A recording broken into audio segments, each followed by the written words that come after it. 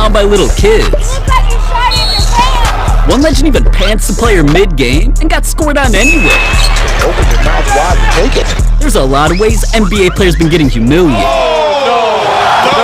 Like when Aaron Gordon embarrassed someone so badly, they got turned into a diamond chain. Cause during a close game with barely any time left, Aaron got the ball and the rest was history. It's under 30 seconds. Gordon of Aaron. Now, alright, even though dude almost had a seizure or whatever the hell that was, the refs eventually counted the dunk, so the play went viral. I mean, I already knew it was gonna be remembered forever. Then Aaron took things to another level by not only posting a pic of it and calling it Dunk of the Year, he sent it to a jeweler just so they turned the pic into a custom diamond chain. Ooh, this thing's so ridiculous, it's honestly the only time giving another dude neck was okay. But at least dude only got humiliated for one play. The Pistons' whole team has had such a humiliating season, it's got fans wanting to assassinate him. Just take a look at the standings, man. As of right now, the Pistons are at the bottom of the league, dead last, with 2 wins and 26 losses. Yeah, we're not 2-26 bad. No way are we that bad. Actually you are that bad, bro. Matter of fact, you're even worse. This is historically bad. This is so bad, ladies and gentlemen. The Detroit Pistons, dating back to last season over the last 49 games, they are 4-45. 4-45. It's been more than a month and a half since they won a game. It's very, very bad. Yeah, the Pistons have been playing so badly and losing so many games that even Wingstop tried to help out by motivating their squad with a promo. Wingstop promised free wings to fans for every Pistons win, and I wasn't gonna act like I wasn't hyped. Wingstop wings are fire. But ever since that came out, the Pistons just kept losing and losing and losing, so fans would just post memes about how they were never getting anything free until one game was the worst of this entire situation though. December 21st, 2023 was supposed to be a historic day where the Pistons 24-game losing streak would finally come to an end because they weren't just going up against any team. The Jazz were in town. And not only were they also ass, a few of their best players were sitting out, so what could go wrong? Fontecchio to the basket. Dunn stripped him. Sexton to the basket, flips it up. Dave Ivey to the paint, lost the handle. Olenek lobs it. Collins with a jam. I'd laugh, but the Pistons were suffering enough. Besides, when it got pretty obvious that the Jazz were gonna win, not only did Pistons fans start chanting to sell the team, Proved to be a bit of a silver lining for the Pistons. The 117 they've given up. some fans literally put trash bags on their heads so they wouldn't get recognized there. Then when the Jazz officially won, fans posted that the Pistons should hang a banner just because it was a huge accomplishment they only lost by single digits this time. And even the Jazz themselves turned the game into a meme afterwards. Hey, Patrick. What? I thought of something funnier than 24. Let me hear it. 25.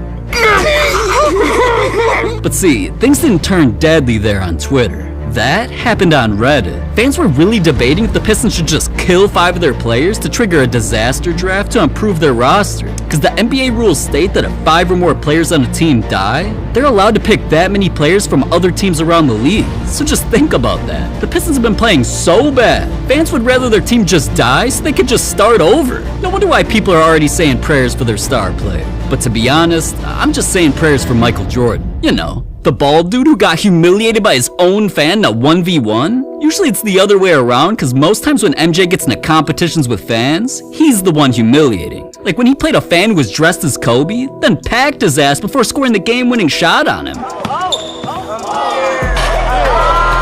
But there was also a time he humiliated a kid less than half his size by dunking on him. But one of MJ's opponents was a little different. Just look at this ugly ass dude. He's non-basketball player, investment banker, John Rogers. And he was like a lot of fans who showed up to one of MJ's camps where he was just hoping he'd get lucky enough to play against the GOAT. But this is where history was about to be made. I used to go to his senior flight school, which is a fantasy camp for people 35 years and older. And so every summer at the camp, he would challenge any camper to a short game of one-on-one. First to 3 wins. Don't be mad at me. I'm just too good for you. Well, y'all think I had this camp just so y'all could beat me?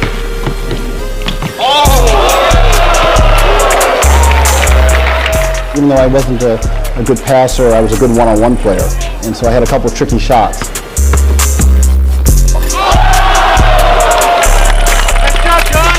And the last tricky shot, right as it was about to go in, you can hear Michael say on the video, "Oh no."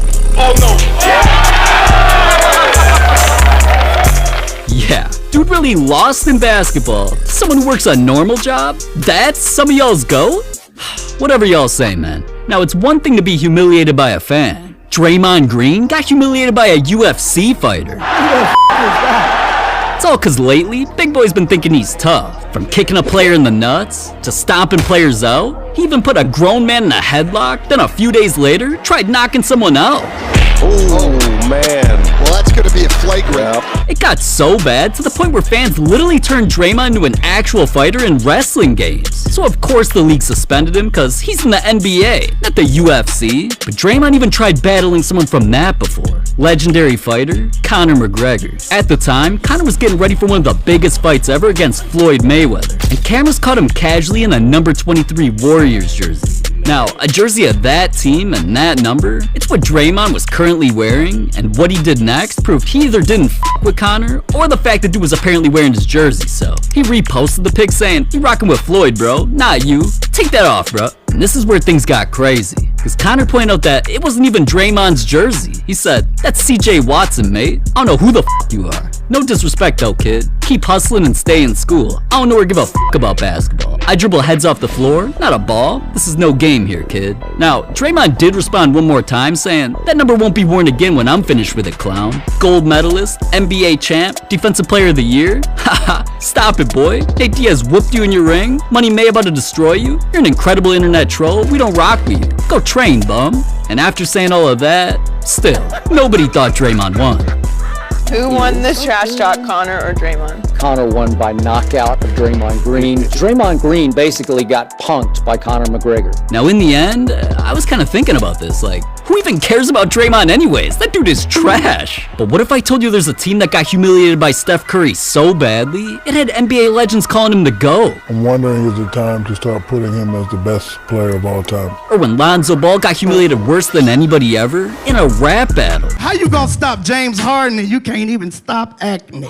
But before I get to that, it's pretty known that Steph Curry's had a humiliating rivalry with the Boston Celtics. A few years back, he punked Jaylen Brown by hitting a 3 on him, then yelling, "I own your ass." Then in the NBA Finals, Steph also taunted the Celtics by hitting a shot, before taunting the crowd by pointing at his ring finger to basically say the ring was gonna be his, and he also hit another shot, then taunted again with a night-night go-to-sleep type of celebration. Once things were official though, and Steph won the championship, not only did he eventually admit what he felt he was to Boston, proud daddy of the Boston Celtics. After that, fans made sure to remind Celtics players what's good.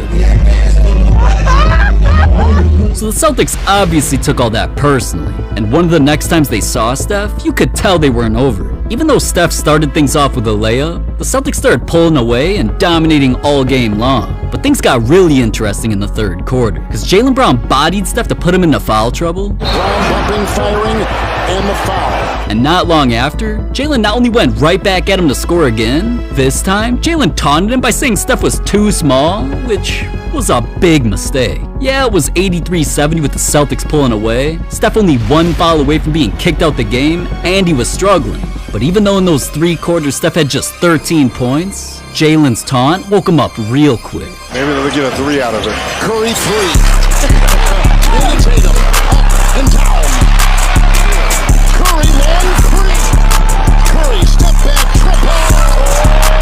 Gathers it in. Clock at 3. Curry 3. Yeah, and he hit him with the night-night again. Steph went off scoring 20 more points so fast, I didn't even think I was watching Steph Curry. I thought I was watching Jesus Christ. I wonder why that game had NBA legends feeling like dude deserved to be called the best player ever. I'm wondering is it time to start putting him as the best player of all time? I played 20 years, watched 20 years before that. I've never seen a guy like him, and he's doing it consistently, and he has championships. Now, alright, to be honest, usually Shaq's tripping, man. This time I kinda agree though, because of how much Steph's been accomplishing and how many times he's humiliated teams. But nobody's been humiliated during a loss as many times as Paul George. Because when games are on the line with a chance to win or tie, Paul's defense has gotten him humiliated so many times, it set an NBA record. There's a reason I can search on YouTube about it, and it pops up entire compilations. 4, a 3, leans in, and hit! I mean, that's a bad shot. Oh! I mean, that's a bad shot. Cartier gets it in. Here's James on the draw for the win! Bad shot.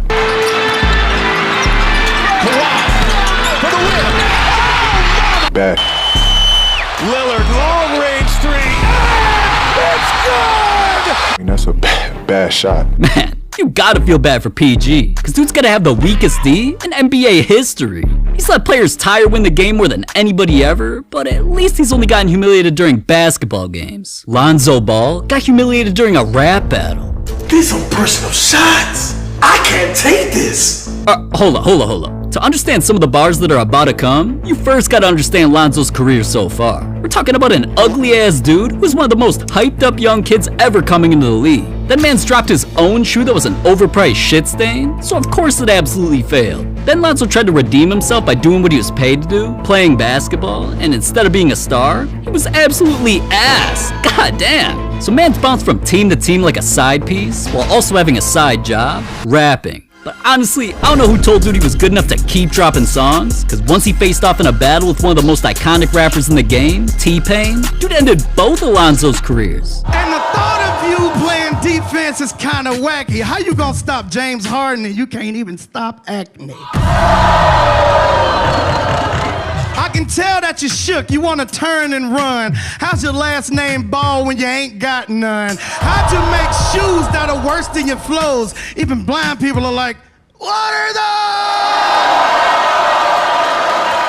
Wow, I don't know what Lonzo's laughing at, but there's no coming back from that. Get humiliated. But sometimes getting humiliated ain't about what NBA players say or do. It's cause of what they wear. I swear some NBA players have the worst fashion choices I've ever seen. Like, what the hell are even these outfits, man? Kyle Kuzma's down worse than most players in the league though, I can't even lie. We're talking about a man who dresses like a gay Pooh Shiesty. Dude even posts some of his fits thinking they're hard, so players clown him for it. And sometimes he even gets clowned in the locker room. That nigga